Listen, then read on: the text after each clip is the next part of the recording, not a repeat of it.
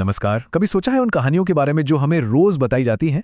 आज हम उन्हीं कहानियों के पीछे की असली अनदेखी कीमत को समझने की कोशिश करेंगे। तो चलिए शुरू करते हैं। आज के ज़माने में पता है जानकारी हम तक कैसे पहुंचती है? टुकड़ों में। हेडलाइंस, हैशटैग, आधे अधूरे सच। ये हमें पूरी तस्वीर कभी नहीं दिखाते। ये कहानी का बस वो हिस्सा है जो हमें दिखाया जाता है, ना कि वो जो असल में समझना ज़रूरी है। तो देखिए, एक तरफ है ये सिंपल सी कहानी जो सुनने में बड़ी अच्छी लगती है, लेकिन दूसरी तरफ है उसकी असली कीमत जो अक्सर छिपाई जाती है, जैसे इंसानियत का नुकसान, सिस्टम का टूटना और हमारे पर्यावरण को जो चोट पहुंचती है। आज हम इसी फर्क को समझने वाले हैं।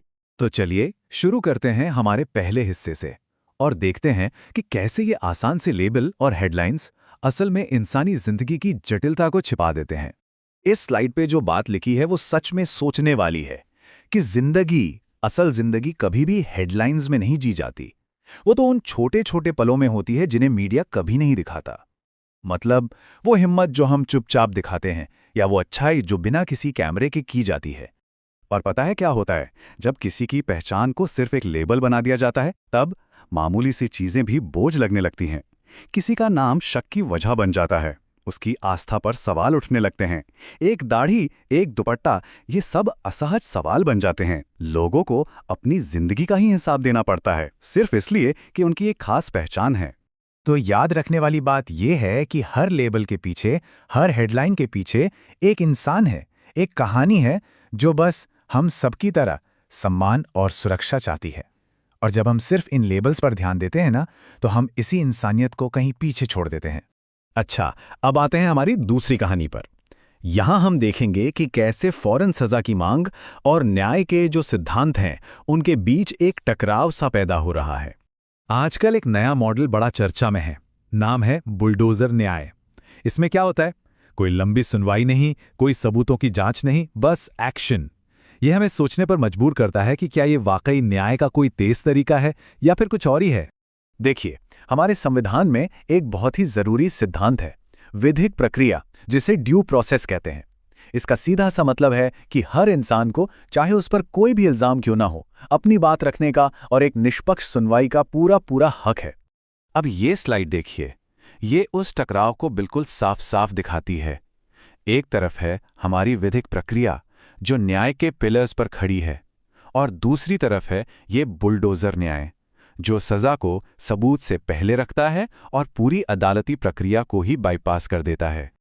और यहीं से वो बड़ा सवाल खड़ा होता है, क्या हम सच में एक ऐसे समाज की तरफ बढ़ रहे हैं जहां सजा इस बात पर तय होगी कि अपराध साबित हुआ है या नहीं, या इस बात पर कि तालियां कितनी जोर से बज रही हैं, जहां सजा पहले मिलती है और सुनवाई का नंबर बाद में आता है? चलिए अब आते हैं हमारी तीसरी और शायद सबसे बड़ी कहानी पर। यह कहानी है तरक्की की, और इस तरक्की के पीछे छिपी उस असली कीमत की जो हमारा पर्यावरण और हम इंसान चुका रहे हैं। आजकल ना विकास एक तेज रफ्तार गाड़ी की तरह हो गया है। इतनी तेज कि रास्ते में जो भी आता है, पेड़, नदियां, पहाड़, सबको कुचलता हुआ आगे बढ़ जाता है। और हम ताली बजा रहे हैं। क्यों?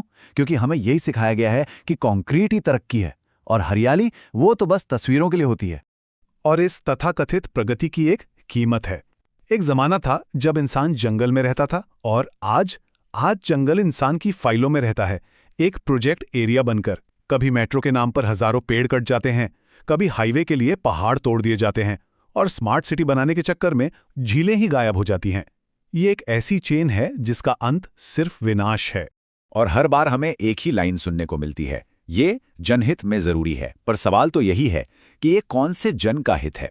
क्या उनका जो एसी वाले दफ्तर में बैठकर नक्शे खींचते हैं, या उनका जो पीढ़ियों से उसी जमीन पर रहते आए हैं? हमें यह समझना होगा कि जब एक पेड़ कटकर गिरता है तो वो सिर्फ लकड़ी का टुकड़ा नहीं होता। उसके साथ एक पूरा इकोसिस्टम, एक पूरी दुनिया ढह जाती है। पंछियों के घर, साफ हवा का जरिया, मिट्टी को थामे रखने वाली जड़ें, सब खत्म। हम बड़े आसानी से कह देते हैं, अरे एक पेड़ ही तो गया, क्या हुआ? लेकिन यही सोच एक दिन हमसे पूछेगी, जब सांस लेने के लिए हवा ही नहीं बचेगी, तब क्या करोगे? तो ठीक है, हमने समस्या तो देख ली, पर अब सिर्फ सवाल उठाने से काम नहीं चलेगा, जवाब भी ढूंढने होंगे।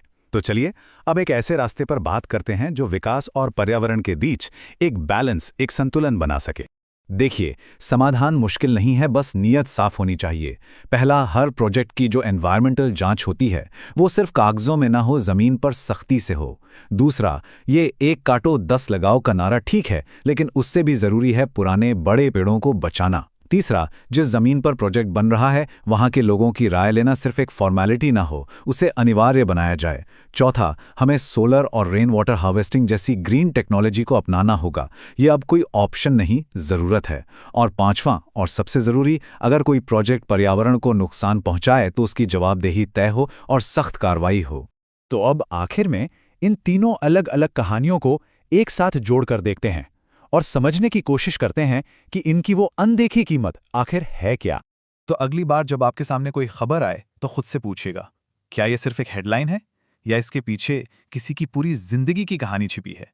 जब भी कहीं से तुरंत न्याय की मांग उठे तो एक पल रुककर जरूर सोचिएगा, क्या यह सिर्फ एक बुलडोजर है या ये न्याय के उन सिद्धांतों को ही कुचल रहा है जो हम सबकी हिफाजत के लिए बने हैं। और जब विकास के नाम पर कोई पेड़ कटे तो ये सवाल जरूर कीजिएगा, क्या ये सिर्फ एक पेड़ है या ये हमारे उस भविष्य का एक टुकड़ा है जिसे हम हमेशा हमेशा के लिए खो रहे हैं। क्योंकि एक बात साफ है, बिना संतुलन के किया गया विकास तरक्की नहीं है, ये धीमा आत्मविनाश है। तो मैं आपको इसी सवाल के साथ छोड़े जा रहा हूं।